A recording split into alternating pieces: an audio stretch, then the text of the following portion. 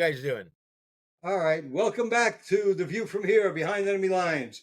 We are welcoming I think our first returning guest, Nick Marcario. Oh, Yeah. okay. Yeah. And Nick, you want to reintroduce yourself to the audience? Sure. I live in Greentown, Pennsylvania. I'm an independent voter, although I've voted for Republicans mostly my whole life. But I just like being a registered independent. I want to be able to have a choice. Bad thing about being an independent is you can't vote in the primaries, and I'd like to see that change one day. That's why I'm still registered as a Republican. To tell you the truth. Yep. So I'm going to interject on this handshaking, pats on the back, kumbaya moment. I'm going to tell you about something that happened today that really fucked me up. Uh-oh. Yeah, and the thing is that it's on the verge of being spiritual, but I'm not going to call it spiritual, okay? But it had that level of intensity. I'm doing my workout. I'm on my treadmill at the gym. And this beautiful young girl in her early 20s, trim, blonde, perfect, is about 40 or 50 feet away. And she's walking through this one section, and she's walking, and the equipment is interfering with my view of her. And I'm not gawking at her. I just noticed her. She's just absolutely flawless. That in itself could be spiritual. Wait a second. And then all of a sudden,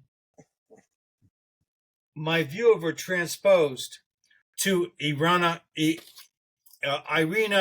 Zarutska. Zarutska. And for a second. Say your name correctly. Yes, well, you did. So for a second, that's who I saw. Like I was watching your ghost walking through. Wow. And it hurt. Yeah. It hurt. The idea of a young, beautiful woman like that having her life stolen from her just by like a rabid dog that should be shot down into the fucking streets. Yep. It did two things. It broke my heart, and it made me furious. So I posted at her a video on our webpage. So this is the way people remember her. They always say, well, say his name. George Floyd, say his name. Fuck that. Iryna, say Iryna. Stop calling her the Ukrainian. Yeah. Iryna. And also they're saying, it's a MAGA talking point now. The Wall Street Journal said. Thank God that what's his name? Murdoch just won a lawsuit to keep his liberal children out of the businesses. He's paying them $1 billion something each. And his other son, who is more like him, is going to take over Fox News and Wall Street Journal and the whole empire. Okay. Right. Because it was leaning leftwards a lot since Rupert Murdoch stepped away from it a couple of years ago. Okay. First of all, that's great information. Second of all, Nick, this isn't a smoking area. Oh, stop that! You know what I was thinking when he was took his first puff. YouTube is probably gonna take this out eventually because Nick is smoking. Fuck YouTube. We don't need it. We got Rumble, we got Spotify, and we got Apple Podcasts, and I put it on X and everything.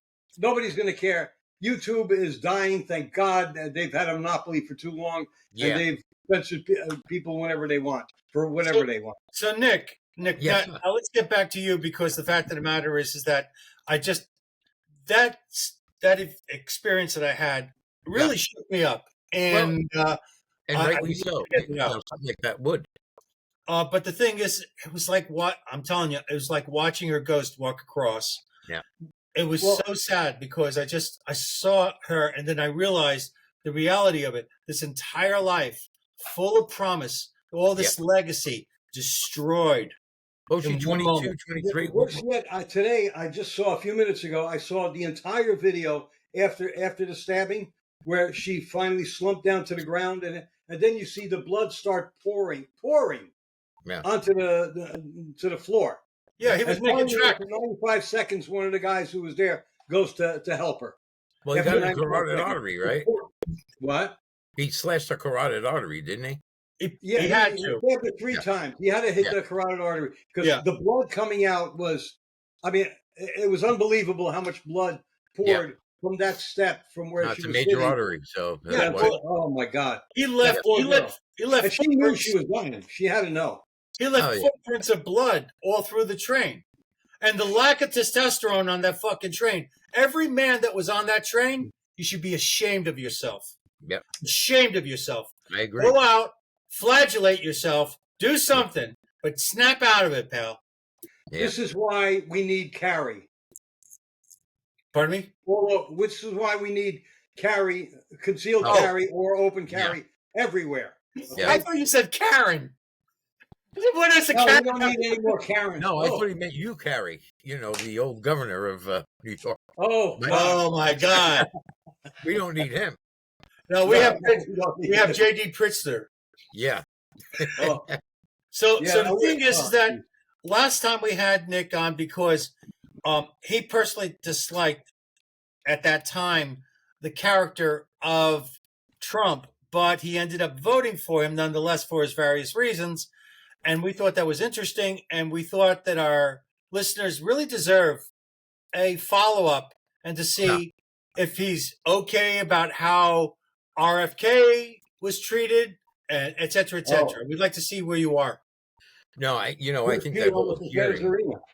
I think the whole hearing with RFK last week, the Democrats, I don't know how they get away with being so fucking rude and disrespectful. I think it's disgusting. I really think it's disgusting. Yeah. So, yeah, but I tell you, it's unbelievable. But he held his own, luckily. But I'm surprised he just doesn't lose it sometimes with the way they were talking to him and just speaking to him. They're talking down to him, but they talk down to everybody. So Exactly.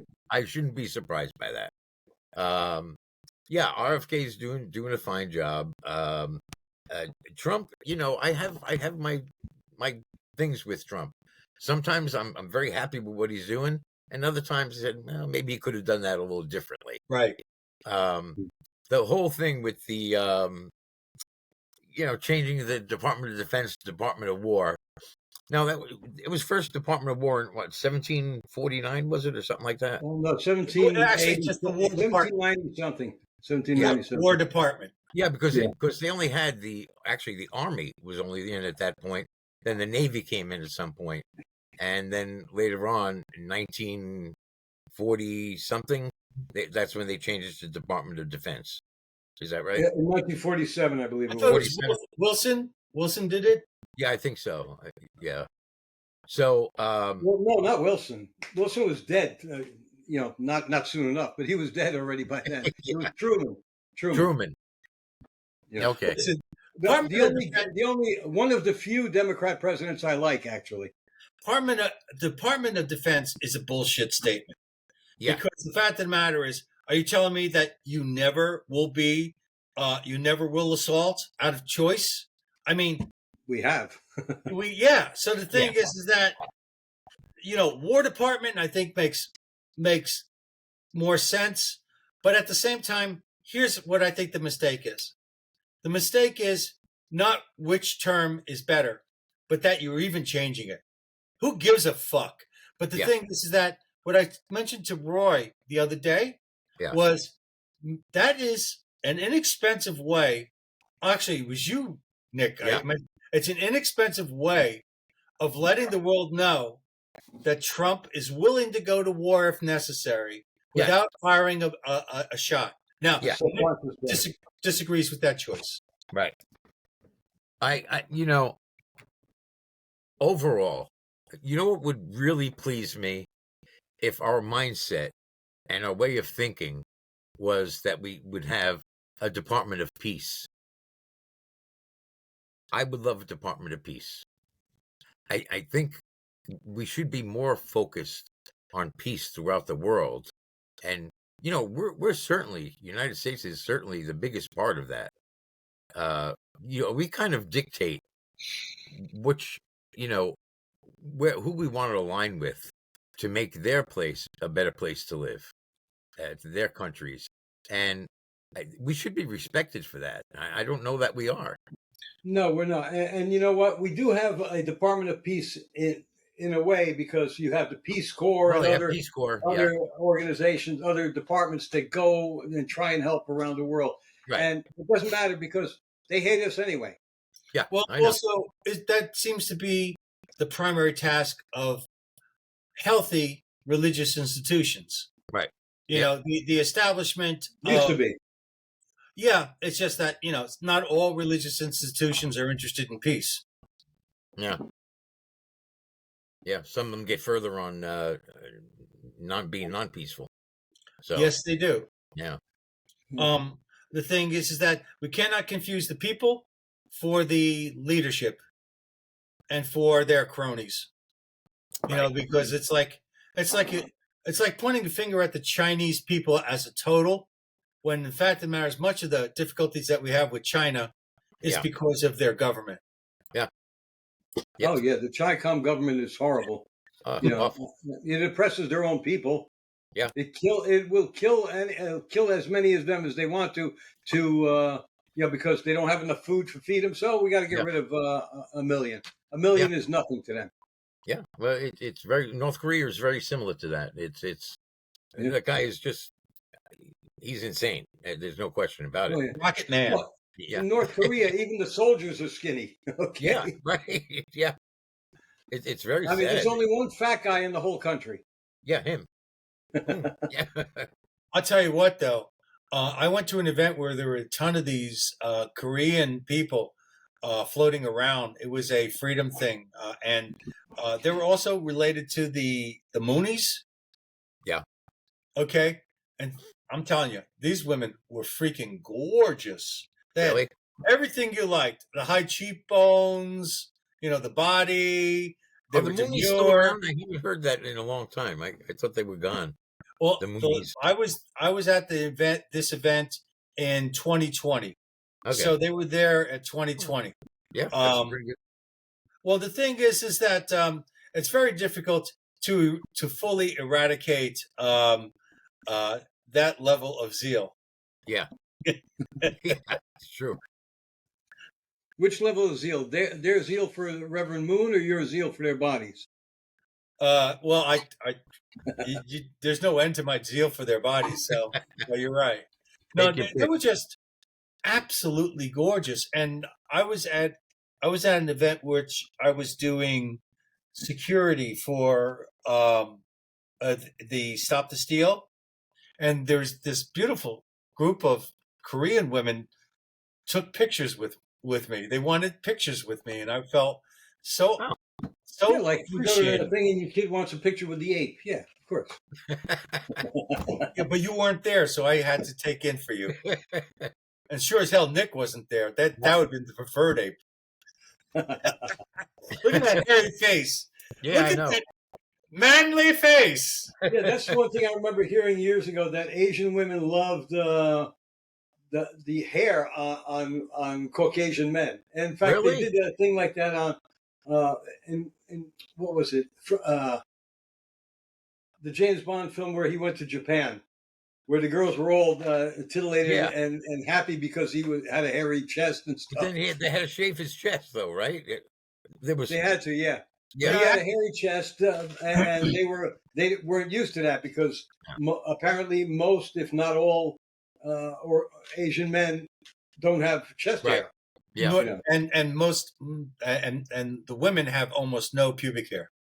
Yeah, but they do have chest hair. Nowadays, most women shave it anyway. Except for those fat Karens that can't reach. I want a bearded clam. Did you see that one video of this humongous fat Karen? I mean, she was Jabba the Hutt's little sister, and she's explaining how to use a toilet brush to wipe your ass after you go to the bathroom.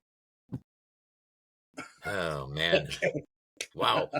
Hey, Here's the most disgusting part of it, Nick. He watched the video. Well, but Asian women, they like, American men because they're hairy. I've been trying to get an Asian woman for 68 years, and I just haven't been able to. I guess I'm there's not. a lot of women that are 68 years old. You've had no Asian woman come up to you and say, "Oh, you so hairy, me so horny." Never. I guess I got to walk around the nude, maybe. I don't know. No. You just and you'll get thrown in prison, and then if you're in that suit, you'll be very popular too. Yeah. Get one of those business cards that goes on your chest and say, "I give out green cards." Oh, I'll get them then. That's wait a minute. Let's get back to what Nick was going to come back to say originally. What is?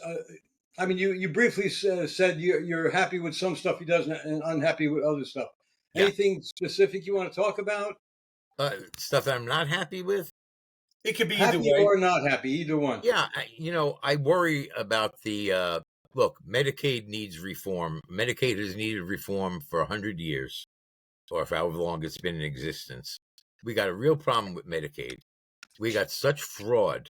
Now, I was in the ambulance business, as you know, and the stuff that Medicaid put us through just to file a claim on behalf of a patient that we transported, just unbelievable. If they took that effort that they put into the ambulance providers and put that into getting the people who are fraudulently on Medicaid, get them off, we wouldn't have been in the situation we're in. So, but their focus is like unfocused. They don't have the right focus. They don't focus where they need to in order to make things better, in order to be sure that the people who need to be on Medicaid are the ones who are on Medicaid, and the people who don't need to be on Medicaid are the ones that are not. Well, yeah, I mean, you're talking about another bureaucracy run by bureaucrats, not by people who have even 50% of the knowledge they should to be doing that job. The unskilled making the legislation. Yeah. And the further unskilled enforcing that legislation. I'll tell you what they're skilled at. They're skilled at graft. They're skilled at making dirty deals behind closed doors in order to make money for this guy and that guy. I know. Elizabeth Warren, when RFK goes, so Bernie Sanders goes, all the money that Bernie Sanders made, he says, we all took that money. Yeah, it's like, excuse me. We'll just confirm. That makes it okay then. Everybody did it. We all did it, so it's okay. Yeah, right. Yeah, come on, let's put the Jews in the ovens. We're all doing it. Yeah, that's their attitude. Yeah. Sorry. My concerns with Trump, I don't like the executive orders. I mean, I like them in that he gets things done right away, but I don't like it that they're not going to last. That these things, that the important ones, are not going to last unless it's voted through Congress. And I worry about that. And, he's done some great things with the executive orders. I have no problem with that. But I would have liked to see it go through Congress. But the problem with Congress is, there are too many, even after Trump leaves, I mean, there are too many rhinos still being elected to Congress. Even if the Republican Party maintains control of Congress, you're still going to have these people who are what I call Democrat light, siding with the left to undo Trump's policies, just as Biden did on day one. The biggest problem to me about Congress is that, number one, they're hardly ever there. They're on early summer break, midsummer break, this fucking break, that When are you doing your job? And, when they're there, supposedly doing their job, I mean, there's a Republican Congress now, which is a lot better. Initially, we had them, all they were doing since 2016 was finding ways to go after Trump. And that's what they spent their fucking focus on. And that bothers the hell out of me. Yep, they still are. Yeah. So that kind of stuff really bothers me. And it's frustrating, just as an American citizen, that we have very little control over that. Outside of voting the right people in, to make sure things get done the right way, there's too many factors around that. If my guy gets in, great, but it may not be everybody's guy. So it's still not going to work. And you may vote for anybody who watched the RFK interrogation. Yeah. Okay, would say, I'm not going to vote for this guy next time. But unfortunately, these politicians are spreading money all over their Yeah. state to Yeah. ensure that, I think somebody once said 75 to 90% of their time is used to real to campaign for reelection. That's right. I agree with that. Yep. And the rest of the time is used to screw the American public. Yeah, you're right. Well, the thing is also politics produces a creature that is just simply a chameleon. They become whatever they need to be in order to get into that position. Yeah. So whatever it is you voted for may not necessarily be what you got. It may Right. be a person with career politician views. Mhm. And now all of a sudden, when he gets into Washington, he chums up with some senior representative and he gets groomed and he Yep. starts basically continuing the pattern. Yep. Until the time comes when he's again a chameleon where he has to change just to get reelected. And that's the real chameleon part about it. Yeah, and then right after he's elected, changes back. Yeah, like the exactly. mayor of Washington D.C. See, you're not going to bring your military in here. And then 4 weeks later, when there's no murders, It's working. Yeah. Thank you very much. Yeah, it's working. Yeah, it's working. Well, at least she shows she does have brains. She's smart.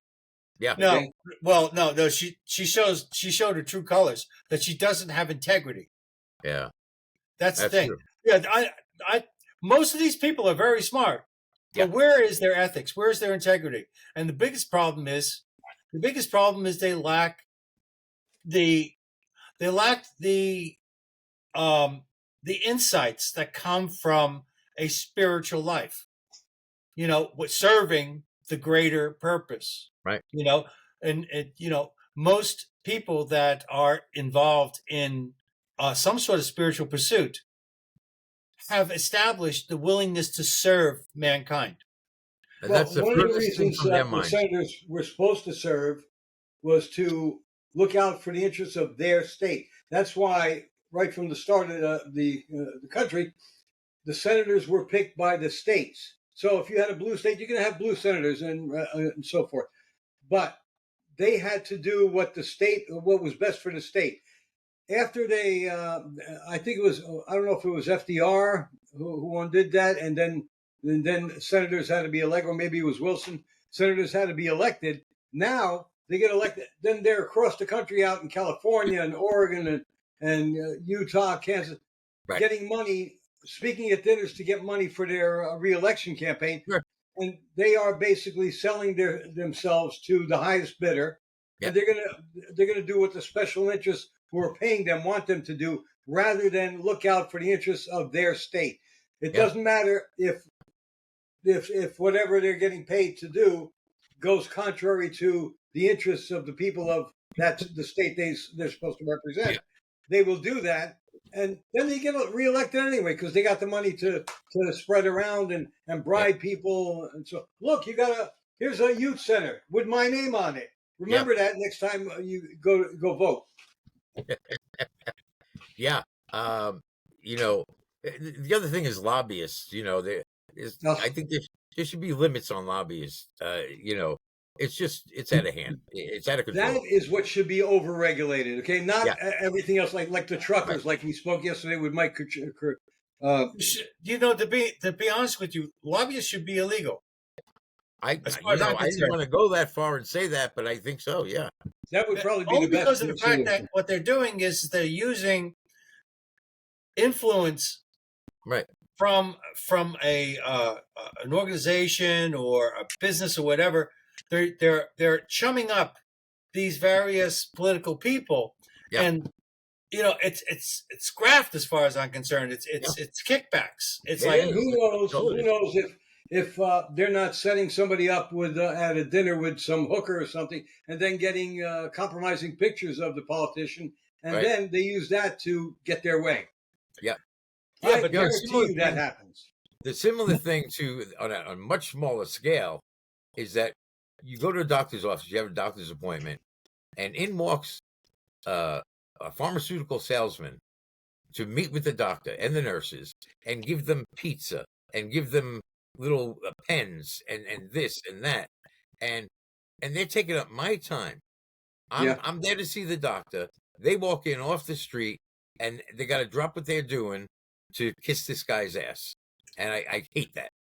Well, you know what? This is why I wound up going to my primary doctor. I asked my son, who's in the pharmaceutical business, ask around who's when I lived down in South Amboy, who's the best doctor in the area, and he asked other pharmaceutical reps, and they all agreed. This guy here, Dr. Field, he said he does not see pharmaceutical reps during office hours. Good They have to leave their stuff and he'll get back to them and so forth. He will not interrupt his day with his patients to see these reps.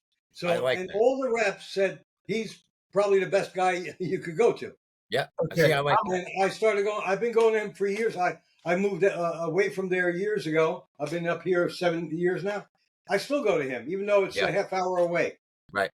Good for you. I'm hoping that everybody who's listening is familiar with two particular characters. One is Dr. Kildare, could be way back in the 40s, could be the TV show. And the other one is House. Okay. He's another supreme doctor, right?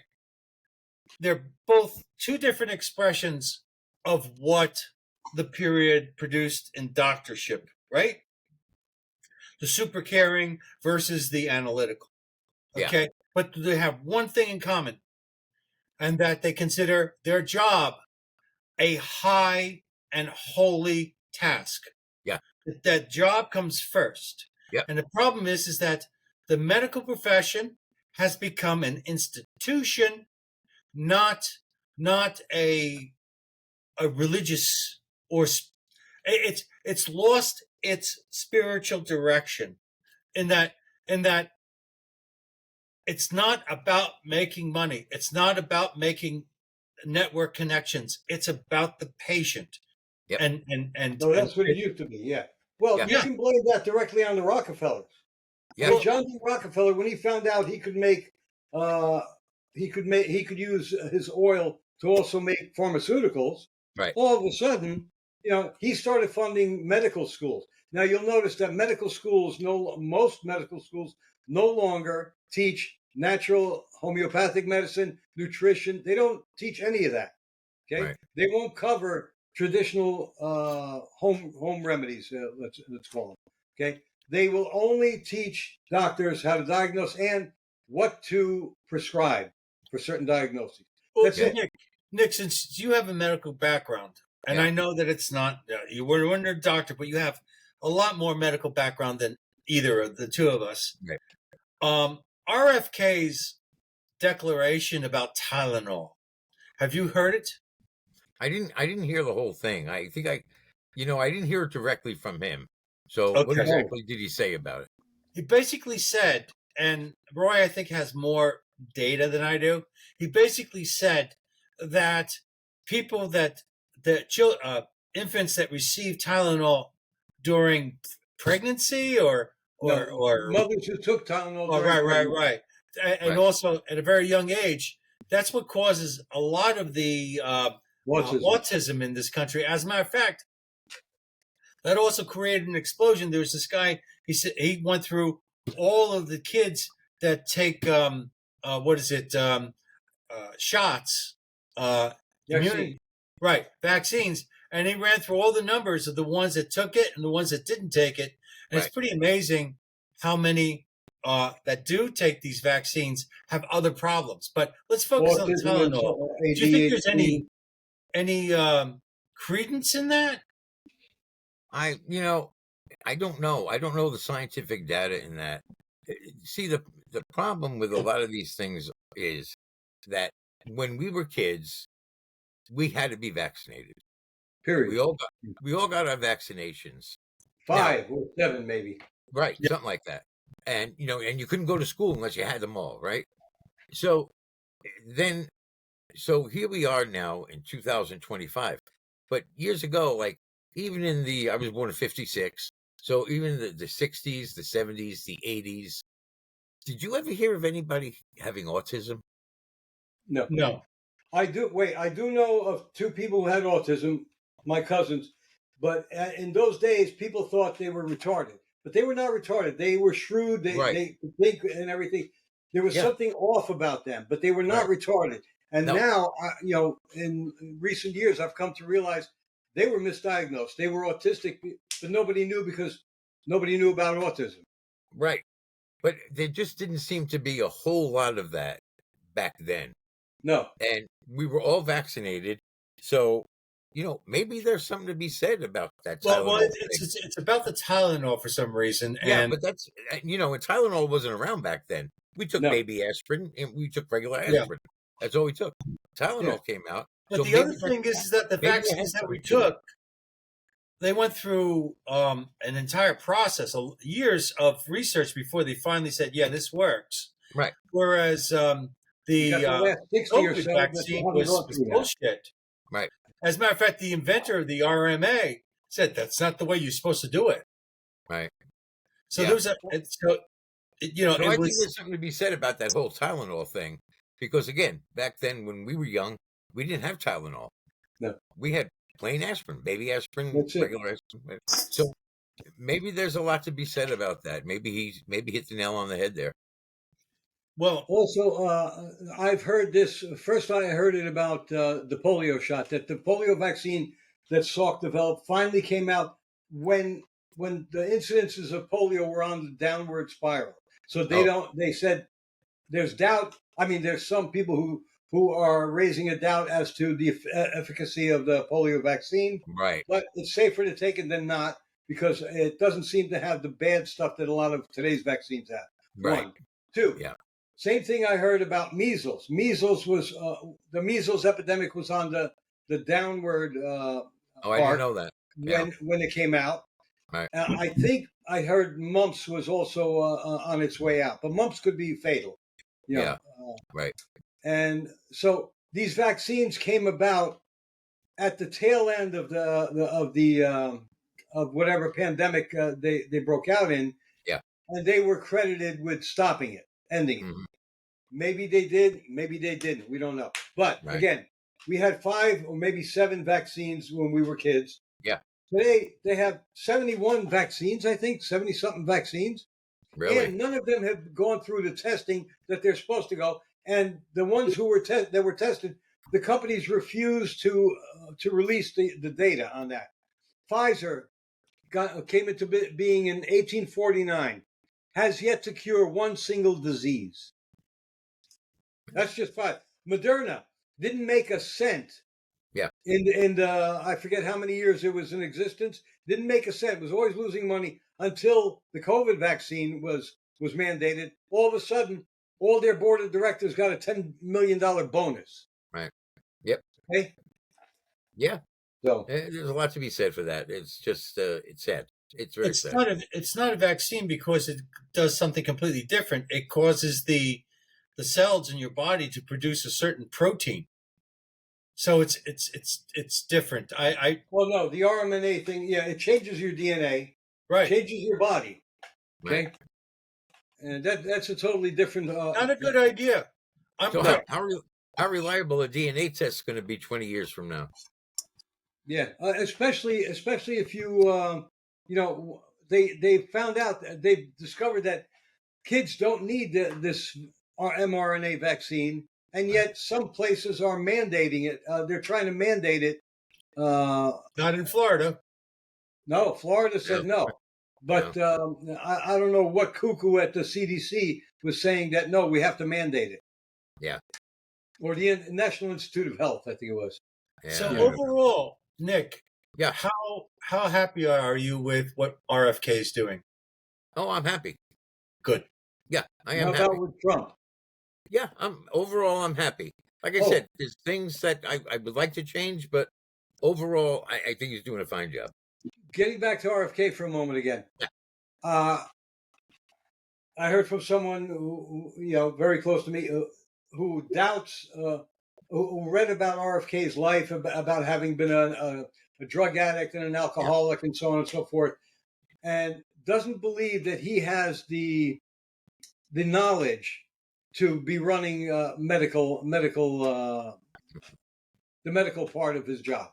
I tell you what, being a drug addict, he probably has more knowledge than the rest of his friggin' family. They all hate him. Well, They came out last week and said something about him again, how much they despise him. His family. So that's why I like him. Well, here's the thing. If you're the CEO of a company, do you have to know every single job and be able to put the rivets in the car? No. But you do have to know how to handle the budget, how to put the right people in charge, who to get the information from, et cetera, et cetera. Now, and then make a decision. Is a bodybuilder. He's actually taken time to learn something about the body, and and he's made this his life's work. Yeah. So the thing is that he seems to be a man of high integrity. I think so. And anybody who was as strong and as powerful as he was as a Democrat chooses to leave the Democratic, not party, but at the very least that the line that the Democrats were following, and stand by Trump and say, I'm going to back this guy up. And stand up to his family. Who, by the way, these days would probably oppose JFK. Yeah. I mean, this is a man of high integrity. Oh, yeah. So, I agree. The thing is that, is he going to make mistakes? Who doesn't? But the point is, how well is he going to try? Right. He's going to try his damnedest. So we owe him at least the respect to review what he says and see if he hit it. And the thing is that, let's say it's true. Yeah. For 1 second, let's say it's true. Right. Tylenol? It's all over the fucking place. It kind of makes sense, doesn't it? Yeah, absolutely. It certainly does. You remember when years ago when they had that big Tylenol thing where somebody poisoned the Tylenol? Remember? Yeah, I remember that. What was that? 70s, I guess it was. 60s, 70s, something, maybe 70s, I think. Yeah, and so everybody stopped taking Tylenol because it was tainted, and then years later it came back and it made a big comeback, and all doctors recommend Tylenol now, which is something else. That's going to change in a second. Pretty interesting, yeah. Well, don't you remember there was a period that said don't eat eggs? Yeah. Sure. Oh, I never stopped eating eggs. Me neither. I never stopped using salt. Me neither. I never stopped drinking coffee. You can't eat eggs if they're over easy. Yeah. Coffee. Yeah. I mean, 1 week you drink coffee, it's great for you, and the next week, you can only drink like a half a cup a day. What the fuck, half a cup a day? What am I? Oh, another thing, another study they had on Tylenol, which apparently they're debating whether or not to make this public. Is there seems to be a correlation between Tylenol and kids who were born with ADHD. Apparently, kids born with ADHD are several hundred per thousand, whatever. Right. But the kids who were not exposed to Tylenol at all, supposedly, and I don't know if this study is valid or not, supposedly there were no cases of ADHD. Right. That's a stretch. I don't know. They're not sure if it's accurate. What you have to look at too is that you talk about children being born with certain thing, autism or whatever it may be, but what were the parents doing what was the mother doing when she was carrying the child? Was she on all kind of antidepressants? Was she on this? Was she on that? Hard to say. We know when they've been on like heroin and hard drugs and cocaine and stuff like that. Mostly the children are born addicted. But but they never talk about the antidepressants and this and that, mood altering drugs. What were they on? Were they on anything? Did anybody investigate if they went to anything? I don't know. Well, first of all, the United States is one of the most medicated countries in the world. It may be the most medicated. Yep. And guess what? That doesn't seem to be working because we're also the sickest country in the world. Right. Especially among young people. Yeah, it's hard to find somebody who's not on some sort of medication. Right. So the thing is that you have that. Plus you have food that's not wholesome. Yeah. Plus you have psychological distress. Yeah. And they finally are coming up. 21 states or 23 states have passed a law that to restrict phone use in schools. Yeah. So I mean, you have that. I believe only 32% of the students that were tested in this country, only 32% have equivalency or higher abilities in reading or math or whatever. Right. We are pathetic. Yeah. We're producing ever since idiots. the Department of Education was instituted, our scores have gone down, down, down over the years. Right. Well, when what can I tell you? Plus, it's a freaking waste of money. So I don't know. But the thing is, the point is, there's so many negative elements that are striking children. They're giving, like, what is it? Remdesivir? Is that Remdesivir? What do they give kids when they're hyper? That was what Fauci gave. Oh yeah, no. I know what you mean. The hyper kids.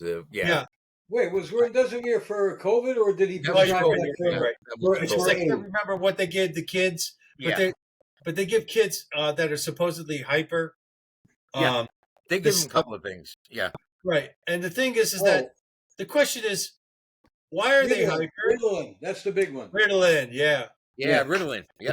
Well, my whole generation would have been on Ritalin if they could have done it years ago. Yeah. That's right. We weren't ADHD. I think Vic is on Ritalin right now. Look at him walking all over the place. No, I have to get a bottle of water. And I didn't want to have your refrigerator next to you like I do. I didn't want to be rude and just leave the screen. So that's cool. Yeah, that's all right. That's all right. Hey, having you transform into various people is definitely works. Hey, I want to. Hey, look, Johnny Carson would occasionally do that, where he'd have the camera follow him and go into somebody else's studio, like to yell at Don Rickles for breaking his cigarette box. That was great. There's an interesting video on the 10 guests that Johnny Carson hated. I saw that. Oh my God, and some of them were surprising. I didn't realize. Oh my God, what's her? She was in Shelley. Oh, Shelley Winters. Shelley Winters. I didn't know she was a problem, but she seems to be. She was a friggin' nut. She was a nut. She was very entertaining when she was on with Carson. She really was. I told Mike the other day when we were talking about her that she had the reputation of Warren Beatty, the female Warren Beatty. Oh yeah, absolutely. Her, Angie Dickinson. Yeah. These were girls who hung around with the Rat Pack. Yeah, okay? Angie Dickinson. Betty Davis was a problem, and so was Mommy Dearest. Oh, Joan Crawford. She was a bitch to everybody. She discriminated against no one. She was just an overall bitch. And he hated more like Jasmine Crockett. He said Jerry Lewis was very condescending to all the people on the set. Jerry Lewis was a scumbag. Yeah, he didn't leave his kids much money. Nothing. I saw his son. I saw Gary Lewis a few months ago. My brothers and I went to an oldies revival thing. Did you? Yeah. And Gary Lewis and the Playboy, all new Playboys, but Gary Lewis was there. He looked like an old retired Jew in Florida. He had the shirt, No, but he still sang pretty well, though. He still sang pretty well. But he just looked. Oh my God, but he was. What are you talking about? What? Gary Lewis. No, I said Jerry Lewis. No, but Jerry Lewis he saw Gary, his son. We saw Gary Lewis singing. Jerry Lewis. Well, we went from Jerry Lewis to Gary Lewis. His son. And I'm not supposed to think that you misheard me. Fine. No, I didn't mishear you. Jerry Lewis was a jerk off by all accounts. Right. And he didn't leave anything to his kids. No, he did not. This is why his son is still coming to the State Theater in New Brunswick to do a show with Gary Puckett in the Union Gap, who, by the way, still looks good at 70-something and still sings really good. He's got long hair, but it's white now. Yeah. But he was cool. He was good. And we saw the Grassroots. Some of these guys are great. Did Gary Puckett sing that was big for him? Oh, they had 4 hits in 1 year. Lady Willpower, Young Girl. What the heck were the two? He had 4 hits in 1 year. And here's what happened to him. They were asked to play this club, and they were going to get paid scale. And Puckett apparently said, "No, hey, we're stars now. We don't work for scale anymore." it was a mob-owned club. Oh, That's why you didn't hear from Gary Puckett and the Union Gap until the early 2000s when they let him start his career up again. right. Okay, he had it. He had his career taken away from him because he wouldn't do one show for scale. Didn't do a favor for somebody. Yeah. I got a question for both of you. Let's see what your answer is. We all know Camden, New Jersey is a dangerous city. As a matter of fact, let's cut to the chase. In this video that I watched, statistically, it is the most dangerous city in New Jersey and is in the top 10 throughout the country. Throughout the world. I would think Newark would be. Now, what is number 2 in New Jersey? You're going to be surprised. I'm going to say Newark. I would have to say Newark. Newark was mentioned, but it's not number 2. I would say Trenton. Nope, not even on the list. Really? You're not going to believe this one. Oh, Patterson, New Jersey.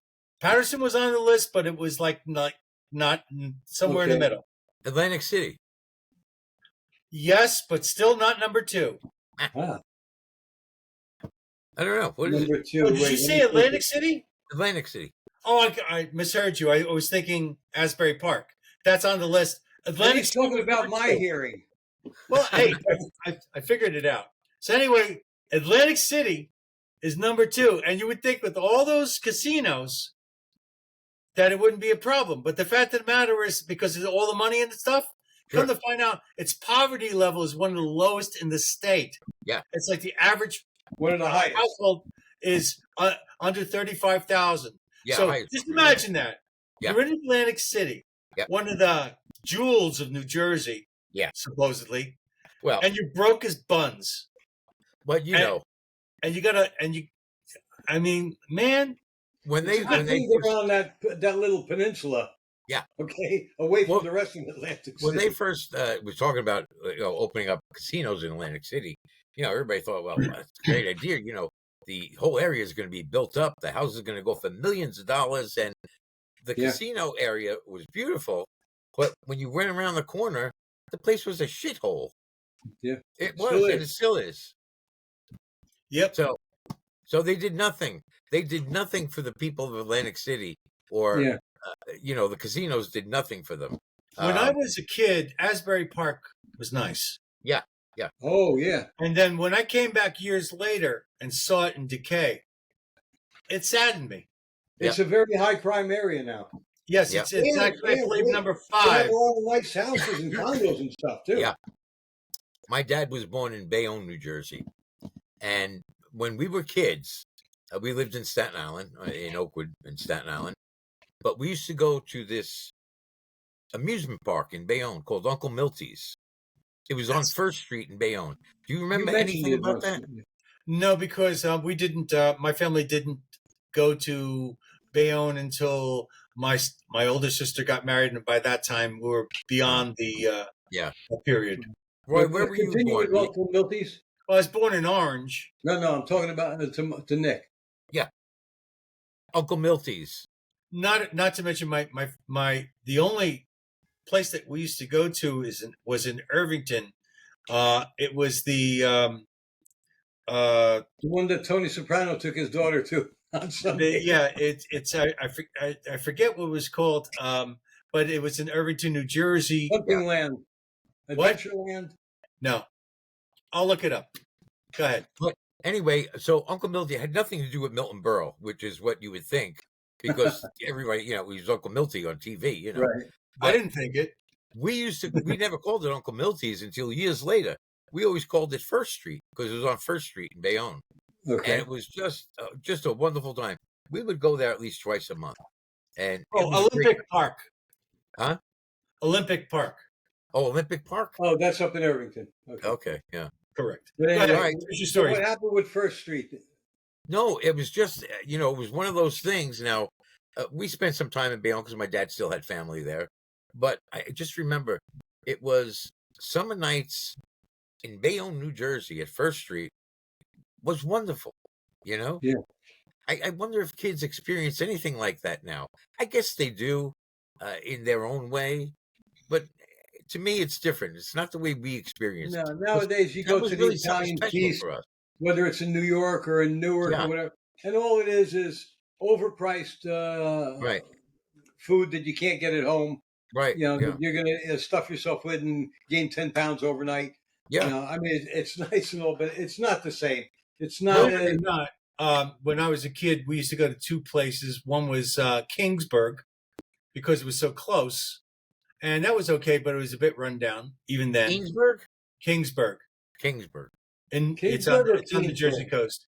And well, you're talking Keensburg. Is it Keene? It's Keensburg near Hazlitt in New Jersey. Oh, yeah, exactly. That's Keensburg. Okay. Anyway, all my life I thought it was King, but anyway, the thing is, and Long Branch. That's where we used to go too. Right. Well, we used to go to Asbury Park when I was a kid until I was about, I think, 4 or 5. When my father was 6'4", and I still remember this. We were in the surf, and all of a sudden I look, and there's this wave that's taller than my father, and it's right there. It just came out of nowhere. My father went to grab me, right, but the wave hit, tumbled over and over, and I couldn't breathe in, and I see bubbles. Then I come up, and I see my father's legs up and go like this. Oh my God! Wow. Then I went under again. Then all of a sudden, my father managed to grab me and pick me up in the air. Wow! After that, I refused to go into the ocean. Yeah. So we started going to Palisades Amusement Park up in Fort Lee. Yeah. Yeah. I knew we were there for years and years. Yeah. My dad was too cheap to take me to Palisades. Well, that's how we discovered years later when I was in my teens that my father, when he was in his teens, had been a pool shark in Portugal and their island. He used Palisades to go with has the rides. Palisades has the fun. Come on over. Yeah. Anyway, my father started playing the thing. Every time he went, he came back with a trophy from the pool game. Wow. Okay, and he told us that he and his friend used to hustle people when they were in their teens. Man, over in Portugal. Wow. And he was a big guy, so people wouldn't mess with him in a country where the average height was 5'8". Yeah, right. He was 6'4" by then. Yeah. Wow. That's funny.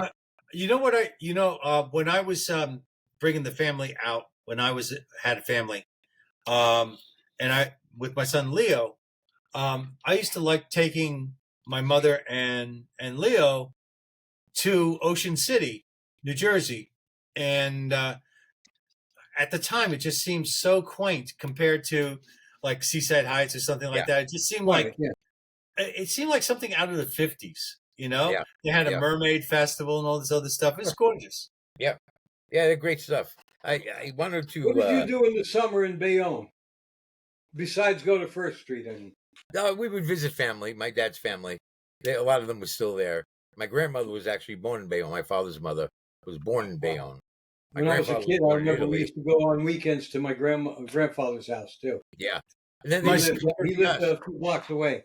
Yeah, they used to come see us a lot because Staten Island was like a resort town. You know, people would have these little bungalows in South Beach, and but you know, it was great. Both places had their own kind of magical stuff about them. You know, for me, I guess it was more because it was family.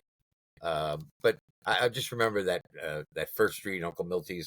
It was just a wonderful time, and I miss that. You know, I would love to go back there, but it's gone. You know, obviously. Yeah, but a lot of things are gone. I know, but I wanted to talk to you about some of the shows I've been watching. I've been watching these podcasts quite a bit, and the one that I found pretty interesting was you're talking about the worst songs, and that's why it shot up in the ratings there. Yeah. Well, let me ask you a question then. You saw the worst songs thing. Yes. I had a heated debate. I'm just curious. Are you familiar with the song MacArthur Park? I am. Okay, so what is your view on that? Well, I'll tell you this. Richard Harris was the first one to record it. Yes. Yeah. And he did a good job on it. Yep.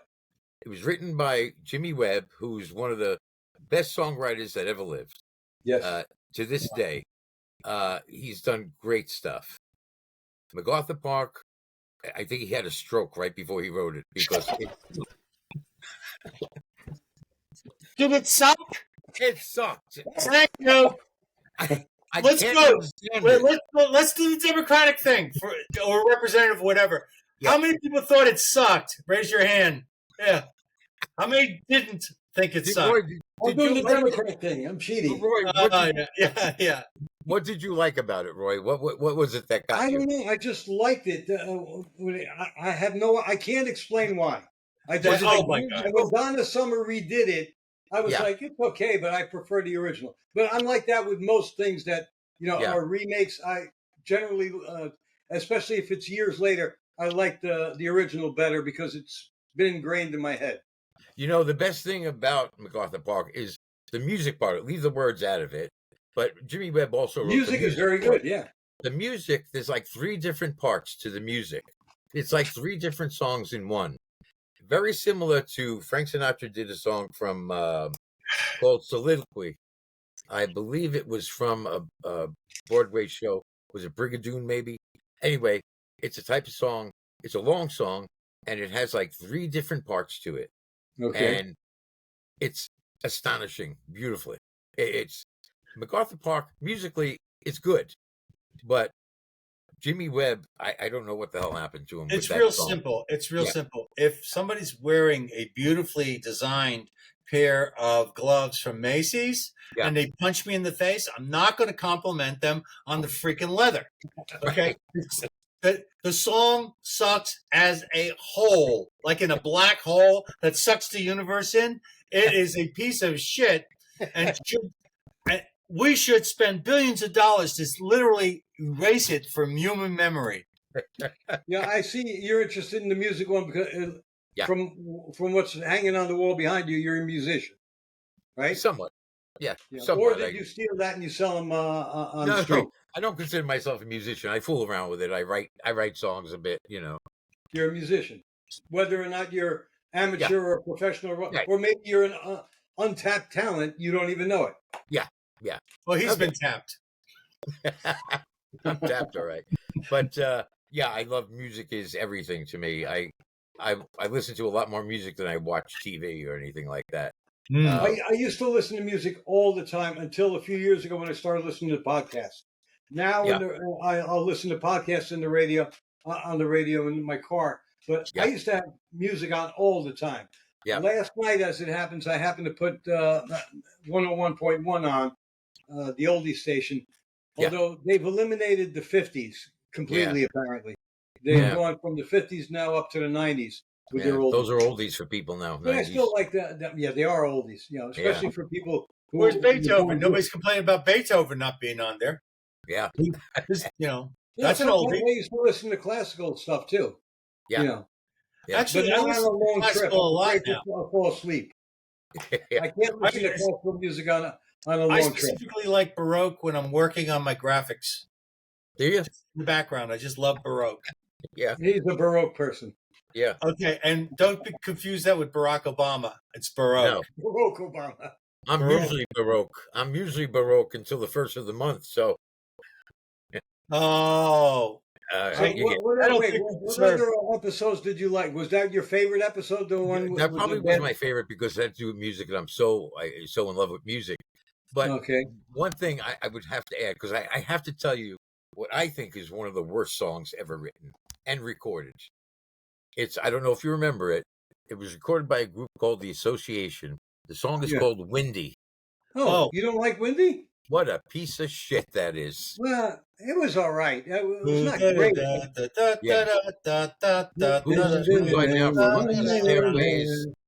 Everyone knows it's windy. Yeah, fuck you. Well, so you're saying that Windy blows? Yes, it does. Let me put it this way. It's not one of my favorites. That's for sure. The Association was pretty lame in general. Yeah, like the letter. They had nice harmony, though. They had nice harmony. They were what I would call a bubblegum group. Yeah. See, I like more of the folk music, like the Brothers 4. I think they were fantastic. Brothers 4. I vaguely remember what they'd sing. Wherever All the Flowers Are Gone was a big hit for them. Yeah. They did No, I was thinking Flowers on the Wall just now, but that's Statler Brothers. Wait, That was didn't Statler Brothers, yeah. didn't Judy Collins redo that? Which one? Judy Collins. She did. Pete, Paul, and Mary did. They had a big hit with it. Oh, okay. Yeah. Did you ever watch one of my first podcast or listen to it? Actually, I think it was an audio, which is about songs, Christmas songs that that woke people hate. Yeah, like the that Dean was one of Martin. my earliest podcasts. No, I did didn't- that I didn't years see that. ago during the COVID thing. I think. Oh, I didn't hear because- that one. Because there's these songs that they said that were basically toxic male, like Baby, it's cold outside. They banned "Baby, It's Cold Outside." That's right. They said it's a rapist song. Oh, yeah, I love that song. That's why I did that episode because I love of that the song. uproar Yep. about Baby It's Cold. Did you ever see the original video that came from the Dean Martin show, the TV show, where he did it with, I think, Martina McBride? And I mean, his acting during that thing is so great. Let me take your coat. Oh, your hands are cold like ice. Yeah. I mean, his acting is impeccable during the thing. You could see he wants to keep this girl here and seduce her, and she, she wants to go. He doesn't want to push her. He's not a rapist or anything. Yeah. But Oh, yeah. that song was written in we're the talking 40s. about an entire generation that thinks that if you don't use the right pronoun, that you've committed some sort of microviolence. I know. But that song was written by a married couple in the 1940s, and they used to play it at their parties at the end of the night when they would host parties, and at the end of the night they would sing that, and then everybody would go home. They have Christmas parties every year. A harmless, happy little holiday song. Oh, It was great! It was the good old days when women were chased, Yeah. and you would chase them. Yeah. Without having to have a lawyer with his pen. Right. Speaking of bitches, what about that $80 million payout to that twat? Oh my God! I can't stand that thing. Jean Carroll. Trump raped her. Oh yeah. Jean Carroll. Yeah. She made another $80 billion. Not million. I'm sorry, $80 million. And here's the thing: when the judge was asked about the quality of his judgment, he said it was fair and just.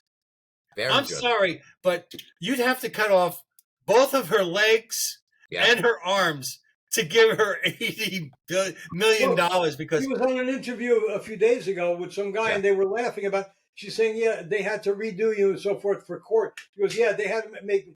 He said they had to make you look good. She goes, they had to make me look fuckable. Wow. Yeah, she said yeah. Well, see, for a judge to say that, he's absolutely right. It was fair and just in his opinion, and he was the only one that mattered. So he thinks that was fair and just. That's the type of judge and person he is. I think it's still being appealed, though. I think it's still being appealed. But so far, the case, he won the case. But the thing is, she's already got $2 million from him, at least. So more than that. Oh, okay. So I mean, 4 to 8, I think. Yeah. Why is there more coming her way? I mean, that is ridiculous. It is ridiculous. They're just trying to hurt Trump. That's it. Yeah. It makes you want. This is the reason why, if you have money, you should definitely go gay. Oh no, that's going to be another thing now too. Yeah, but my God, so much stupidity in the world, right? And there really is. Yeah. Now, Nick. Yeah. Name 3 things. Name 3 things. I'll show you 3 fingers. Okay. If I can get it on the screen. Name 3 things that are ridiculous today that never would have seen the light of day when you were 18. Oh, transgender, number 1. Hey! That whole thing, that to me, it's a phase that kids are going through, and that we're all giving credence to it, especially the parents of these fucking stupid little kids. I don't know if it's the parents' fault or the kids' fault, or who they're hanging out with in school. I don't know. Look at Charlize Theron. She went twice to Africa to adopt kids, boys, and she's raising them as girls. Yeah. Well, also she's a criminal. Yeah. Elon Musk got tricked into going along with that sort of thing for his son because he was told that that was the direction the kid was going, and that if he didn't do it, the odds were that he would go suicidal. And the problem is, you go suicidal if you are trans. Yeah. Or homicidal. You pick one. Yeah. Number two. Things that are more ridiculous now that never would have been ridiculous back when we were young. It never would have been, you mean? I'll give you a hint. Same general subject. I messed him up. Same general subject. You can't come up with two more things? What, pedophilia? I'm stuck on this transgender thing now. Minor attracted persons? Yeah, so what you're telling me is the transgender thing is it's driving you crazy, man. It is. I got to look into that with my therapist, I guess. I don't know. No, I think I think the fact that people are just so much more ignorant now than they were when we were younger. And we have all the knowledge in the world at our fingertips. And we knew, it was the way we were raised. Our parents knew how to raise us. Today, it just seems to me, looking from the outside, because I don't have any children, that parents don't know how to raise children. They don't know how to teach children right from wrong. Because all the common courtesy stuff is gone. We don't live in that kind of a world anymore. People just don't care about each other anymore. Don't you also think it's because the environment for the parents has changed? Yeah. And the kind of things that parents used to do are not allowed? Yeah, to a large degree I do, yeah. Corporal punishment actually works. Yeah. But you get arrested now. It's having two parents. Well, that's what I was going to say. Another thing is that very few families are raised with two parents. We had two parents. I did until I was 14. My parents divorced when I was 14. Mm-hmm. But I was raised, my formative years when I was a young child, I was raised with two parents. My father worked. My mother stayed home and raised us. And that's how it was back then, Yeah. But now it's just, it's so different. So, yeah, that's the thing that's really out of now control. They expect the state to raise your kids 9 hours a day in school, and you and your wife have to both go out and work. Maybe that's the real statement. Maybe the problem is that the state has too much authority over your family. Maybe. Oh, definitely. Maybe, yeah. So, okay, onward to number 3, Nick. The pressure is on. Dun dun dun dun dun dun dun dun. There's probably so many that it's just not hitting me right now. But I know there's tons of it because I complain all the time about it never used to be this way. Food. How about food? Food? How about the food we are that's forced upon us? Well, we used to have natural food when we were young. We did, and and our parents cooked. My mother cooked for us every night. We never went out to restaurants unless we'd go to weddings and stuff like that. But once in a while, every once in a while. Was your mother a homemaker? What? Was your mother a homemaker? Yes. Okay, that's not very common anymore. No. I got to tell you this story. What? When we went to the 1965 World's Fair. Yeah, I was there. We went there, we would go, drive out there, come back, and we did it for the whole weekend, right? 3 or 4 days in a row. Anyway, I think the third day, we went out. My mother was making egg sandwiches for us to eat. No, my father didn't make that much money. The business was still struggling, So, and we went there, and one day at lunch, my brother Richie goes, eggs again, right? And my mother, hey, forget it, eat it. And my father looked at his sandwich, right? Looked up. He took all our sandwiches, went over to the garbage can, threw them in. Then he went and bought hamburgers for us. We were happy as shit. And it was tough on him because he couldn't afford $1.50 in those days to get half soles for his shoes. He had holes that big. The 7-Up guy told me about that. I know one that would definitely apply to Nick.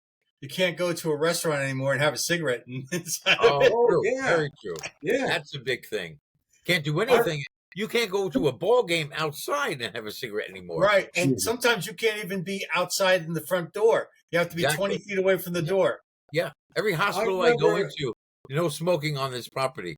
I'm smoking by the car. Who am I bothering, you know? Smoking is the last bastion of the American patriot. Right, and that's why I'm not quitting. It used to be you used to have to go to Canada to have a cigarette. Now you can't even do that. Right, exactly. That's right. I remember one time going to a restaurant in the 1990s up in Sparta, New Jersey, right? Yeah. And we walked in and we're waiting online. There's a big line, and it says, there was a sign there that says, as is allowed by law, these premises are smoking is allowed on these premises. Oh. If you object to that, we will gladly seat you outside. They had an outside area. Really? Okay, and that's it. But they gave preference to the smokers up there. Yeah. Right. Yeah. Where did you go? The opposite. I mean, was it Yetter's? What is it? Yetter's Diner in Sparta? Yetter's?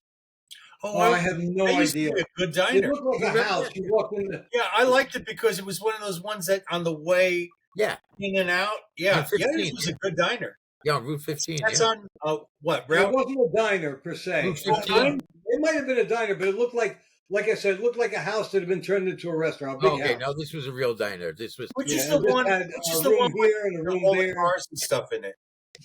Yeah, that's the one. That's Yetter's. Yeah, just on the right past the gas station there. Is it Route 15 or 209? One or the other. Yeah, I think it's 209. Yeah. Yeah, okay. I have no idea. Like I said, this was back in the 90s. Getting back to... I'm lucky I remember where I ate last week. Yeah. I got one that I expected I haven't been out. My mother used to make us, lunch for school. And, you could always tell the Italian kids that went to school at lunchtime because all their bags had fucking grease dripping out of the bottom of them. The paper bags. Because my mother used to make potatoes and eggs, peppers and eggs. Right. The grease would always come through the bag. So you always sat with the Italian kids. You ever have an incident where the bag ripped before you got to eat? Exactly. You got to be very careful. Here's another thing that's not around anymore. What? Penny candy. Penny candy. Oh. No. Yeah. Nope. No. Remember the necklaces with the candy you used to bite them? No, that was 5 cents. I'm sorry. That was not a penny candy. Yeah. Well, for a penny, you could get, I think, a strip of 20 of those little things. It was just a little sugar drop on you bite them off the paper. And you got them for 20 cents? For a penny, you got them? I think for a penny, you got 10. Oh, okay. Yeah. Something like that. That's about right. Yeah, I didn't live in a depressed neighborhood like you guys. No, and then if you buy a nickel's worth, you had enough to last you 5 minutes. I mean, we were on talking about Ritalin earlier. We were on a constant sugar high. Oh, yeah. Okay. Yep. And we would today's psychiatrist would have definitely said, "Oh no, they're ADHD. We got to put them on drugs." Yep. They How about this? Sugar. Soda in bottles. Well, it's still around a little bit, but they're plastic bottles now. Oh no, that doesn't count. It's got to be glass bottles. They have some glass bottles. If you get the Coca-Cola bottled in Mexico, in a bottle, and it's made with cane sugar, it tastes way different than anything else you will find in the United States. I went to a Mexican restaurant recently. With some friends, and the wife of my friend Nick, she ordered a Mexican Coke, and they had them there. And I said to Emery, I said, "Well, what's the difference?" She said, "The sugar is different. It's like sugar cane." So I said, "Is it sweeter?" She said, "Yeah." So I said, "Well, I don't really need that. I don't like sweet stuff anyway. I'm diabetic." It's not that it's so much that it's sweeter; it just tastes better. It's a different taste. It definitely is different. Oh taste. The corn syrup kills it. The plastic kills it. The aluminum kills it. Yeah, but you're right. Glass bottles, nothing better to drink out of than a glass bottle. Yeah, and I remember they're talking about recycling this. We used to recycle because you get a nickel deposit for each bottle you brought back. Absolutely. Red knee-high, orange knee-high. You saw a broken bottle on the street somewhere, and it was like, oh, that's a shame. That's a nickel. I know. You have a service over it. Yeah. But here's one I thought you guys were going to pop up. Chicks with dicks in sports. Oh, okay. Yeah. Well, that whole that whole thing with men and women's sports, that's like the biggest joke. The thing that really pissed me off is the first year that fucking Bruce Jenner, or whatever her name is now, I don't know, but the first year that she went through that whole process, ESPN gave her the Sportsman of the Year award. Are you fucking kidding me? Yeah. When I saw That's not bravery. That's not bravery. No. When I saw that, I said, that's the end. I can't imagine anything more fucked up than that.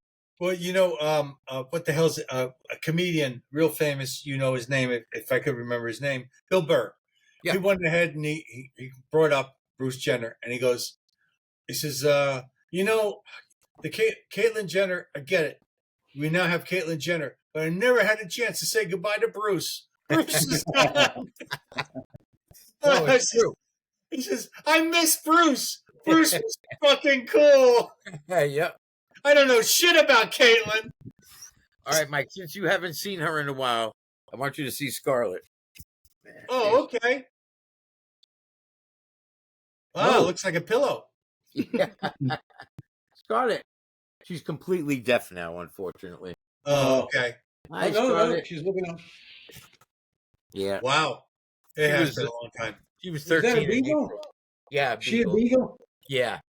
She was. Mike had something to say about beagles yesterday. He wasn't too upset that Fauci had performed experiments on beagles. Really? I mean. Yeah. It was a joke because he said he was talking seriously about Fauci's, experiments on beagles, and I go, well, I'd have a complaint about it if it wasn't a beagle. And here's the thing. I thought a beagle was the hot dog. No. That's a dachshund. That's the ones I can't stand. Yeah, okay. So, if they had been dachshunds, then dachshunds were actually bred as hunting dogs. That's not completely true. They were bred as ratters, just like terriers. Oh, really? Yes. And also, what's the one that the basset hounds? Yeah. My son has a basset hound. Yeah. She's 70-something pounds. Yeah. Right? Very heavy. And she's really tough. Listen, what's the hot dog called again? Dachshund. A what? Dachshund. A dachshund. A dachshund. Hitler sneezing. Dachshund. Okay. A dachshund is definitive proof that human beings should not control breeding in anything. Because dachshund is a miserable, stupid-looking creature. Some of them are so fucking long they actually have problems because they're stuck. This is where Vietnamese and Muslims and all get their footlongs. Oh, that's right. Yeah, that's right. Yeah. No, that's like the old joke. I got a cookbook, a Vietnamese cookbook. It's called 101 Ways to Walk Your Dog. What do you call a family, a Vietnamese family that has a dog? I don't know. Vegetarians. What do you call a Vietnamese family that has 3 or more dogs? Ranchers. Okay. So what were you saying, Nick, before he cut you off? Well, yeah, anyway, Scarlett was, she just turned 13 in April. So 13, imagine. So I got her from a shelter when she was just 8 weeks old. So my relationship with her, just like with every dog I've ever had in my life, has been really special. But there's been something about Scarlett, I think because it's always been just her and I. Yeah. Throughout my life, I've had dogs, but there was always people in my family around us. Right. And stuff like that. Well, you've had her your entire retirement, right? Yes, I have. Yeah. Okay, that says a lot. Yeah. Yeah. Okay. So it's been your companion for a long time, and she's been a great companion. She's been. So many people have told me you should get a dog. I go, no. No, I don't want the responsibility. I know you said that. I know. I raised 2 kids. That's enough. But I don't want to have to get up at. I mean, I've done it when I go house sit for my son when they go away on vacation. I have to get up at when the dogs start crying because they want to go out. I have to get up let them outside, Of course. bring them back in, feed them, Yeah. go back to bed for a while, and then in the evening you gotta make sure they go before they're. Yeah. You know, the two dogs are put in their pens, and the big dog stays out. Yep. He's the only one who can be trusted not to chew the shit out of the house. So I have to say that when I first met Mike, when he was living next door to me, and I knew that he wasn't a dog person. He didn't really like dogs. He didn't want a dog, but not to say he didn't like dogs. You knew when he aimed the rifle at it, right? No, but actually, what I have to say is that he's always been so wonderful to Scarlett, and he's been such a pleasure for her to be around because he really showed her much love and compassion. And I Well, he's like appreciate your grandfather. more He than can you could ever spoil know. them, and then she goes home. I've told the audience more than once. I jumped into a river in January. Yeah. To fetch a dog out I thought was in trouble. Really? Yeah, because but that's you. That has nothing to do with the dog. That's you. Yeah, but the thing is, I won't allow an animal to come to harm unless it's a harmful animal. No, I probably wouldn't jump in for a person, but I would certainly jump in for a dog. Well, when people say this country's going to the dogs, I wish it would, because it would be a hell of a better place.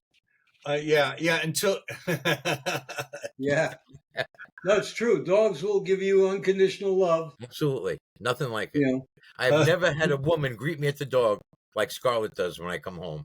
Well, then you know what? You should, I might recommend then, if you like dogs that much, you should adopt.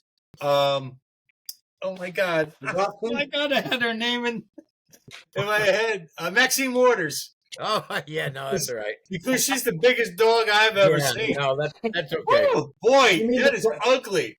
That's the Predator's mother. The Predator's mother.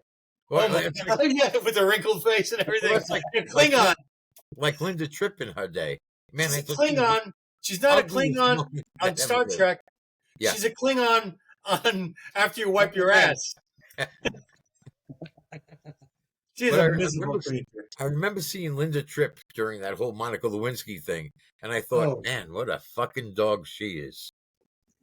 Remember Linda Tripp? Vaguely, yeah. She was not a pretty woman. No, she was not. No. Well, plus, I think she had to take up 2 chairs to sit, right? Yes, yeah. And I think the only thing that would have made her a little more attractive is if she got hit by a train. I think. But the thing is that if you put her now in the middle of a bunch of purple-haired, tattooed-ridden nose, she's not so bad. She look good. So it's all about relativity. It is. It's where we are in life at certain points. How? First of all, the population is dropping in the United States. No wonder why. Because man, people are doing their. First off, because nobody knows what sex they are anymore. That's the problem. You're afraid to approach women because you might wind up in jail. Yeah. Okay. The only ones who don't have to fear that, if you're under 18, you can still get away with it. Yeah. Okay. But and then it'll come back to haunt you. Oh, he was a pervert when he was only 15 or 16 or whatever. But and then you have all these Karens who have suddenly sprouted up. We had one Karen in the neighborhood where I grew up, but she was a benevolent Karen because she'd see us doing stuff like climbing stoops and stuff. You go, get down there, I'm going to tell your father. Blah, blah, blah. And okay, and the problem was she would tell my father that we did this or that. My father wouldn't even question; he'd just believe the adult. Yeah, and bam, he got smacked. Right. Yeah. It's quite. Nowadays, there's no respect for any adult stuff. They have no respect for anybody. No, actually, the Z generation. I heard a new definition. They're a generation without a middle, which means they're either highly conservative or highly left. Yeah, and with that's because I bumped into some young Z generation people because I frequent the game stores and stuff. Right. And that seems to be the case. As a matter of fact, according to these other people, these newscasters and stuff, that's kind of an experience. The churches are seeing more young people coming in. Yeah. when Trump got elected this past election, they picked up a lot of voters from the Z generation. No, you know, sure so the Z generation is not polarized. It is fractioned, but there seems to be no middle ground. Right. I agree. Yeah. Then it must be right. Yeah. This has been a very enjoyable conversation. Thank you. I think so too. I had go through my mind. I don't know if I'm going to propose this to Nick. I don't know if you want to come back like every once in a while, like every 3 months, every month, whatever. I'll come back once in a while. Conversation with Nick Day. That'd be great. I had a wonderful time, and it's always I always enjoy listening to you guys. So I appreciate the invitation. I'm happy to hear that. Yeah, but thanks we for having me. We have to have him just before Christmas because we need Saint Nick. Yeah. Okay. Oh yeah, there we go. I just got my haircut recently. My hair was down past my shoulders until a couple of weeks ago. Oh, and this one you can title "In the Nick of Time." Oh, there you go. Okay, that's right. Well, you know what? Maybe around Christmas we could do a show where you could play a couple of Christmas songs on your guitar. The music doesn't come through. I've been doing it with the flute, and it doesn't work. Better yet. Instead of a Christmas song, how about we wait till, say, Thanksgiving, and you do your rendition of MacArthur Park? Oh, excellent! I'll be working on that. God. I'll be working on that. I won't be in. Yeah, you guys do that by yourself. MacArthur Park is melting, and the dark, all the sweet cream icing.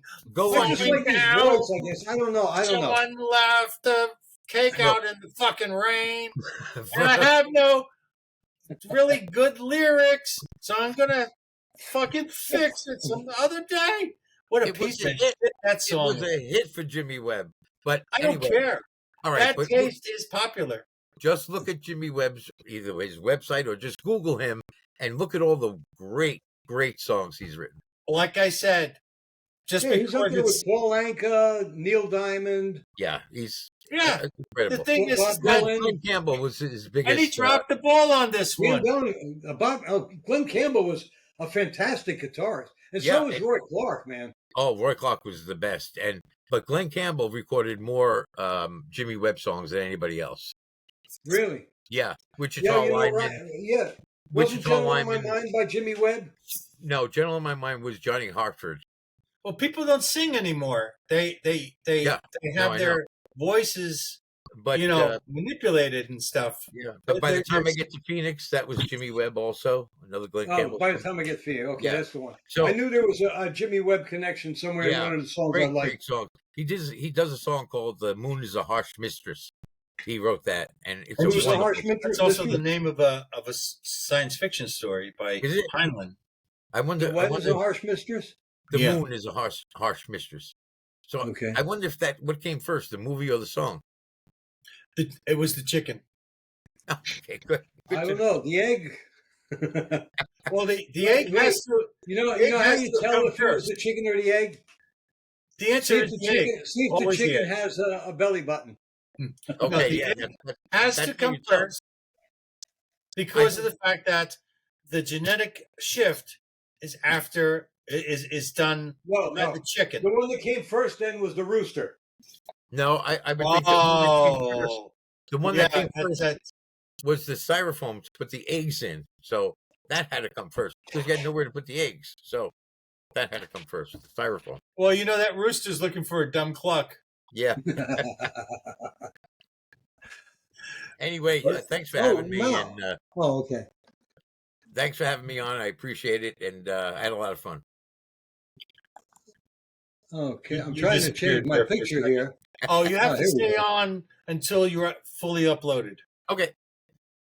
Yeah. All right. We're going to finish this episode. We hope you enjoyed this conversation, and it was a little nostalgic trip. It was intended to be Nick's take on what happened since the election last November, but we covered a lot of other ground. As usual, we wandered off into different paths and made our way back to the end here.